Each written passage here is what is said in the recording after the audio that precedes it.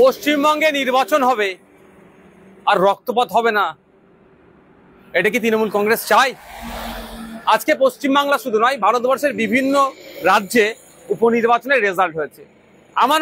আমার এখনো পর্যন্ত কোনো খবর পাইনি ওখানে কোনো ঘটনা ঘটেছে, কিন্তু দুর্ভাগ্য আমাদের পশ্চিমবাংলায় একটা উপনির্বাচনে একটি ফুটফুটে ক্লাস 4-এর 9-10 বছরের বাচ্চা মেয়েকে খুন হতে হলো। অভিযোগ কি? যে তৃণমূলের ছোড়া বোমের আঘাতে ওই বাচ্চা মেয়েটির মৃত্যু হয়েছে। হ্যাঁ, আমি আবারও বলছি, পশ্চিমবঙ্গে নির্বাচন হবে আর পিছড়েভাগের মুসলমান খুন হবে না, পশ্চিমবঙ্গের নির্বাচন তো অসম্পূর্ণ থাকবে। মুসলমানদের শিক্ষাতে ক্রমশ পিছিয়ে রাখার কারণ এটাই তো, মারামারি করবে, হানাহানি করবে, মরবে, মারবে, জেল খাটবে, ধ্বংস হবে। এই জন্যই মুসলমানকে রেখেছে, ভোটার হিসাবেই রেখেছে। মারামারি করার জন্য লাঠিয়াল হিসাবে বানিয়ে রেখেছে, মানুষদেরকে করার চেষ্টা করছেন।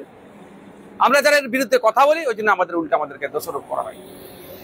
এই যে ঘটনা ঘটেছে, রাজ্য সরকারকে প্রকাশ্যে ক্ষমা চাওয়া দরকার। সাথে সাথে ওই যারা দুষ্কৃতী সমাজ বিরোধীদের দাপাদাপি যারা চলছে তাদেরকে ঘাড় ধরে জেলের মধ্যে রাখা দরকার।